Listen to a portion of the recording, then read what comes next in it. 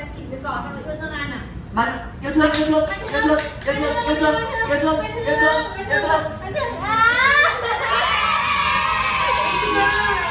Chưa bao giờ ăn được nhỉ. Bạn yêu thương, yêu thương, yêu thương, yêu thương, yêu thương, Thương à? yêu thương, yêu thương. Thương.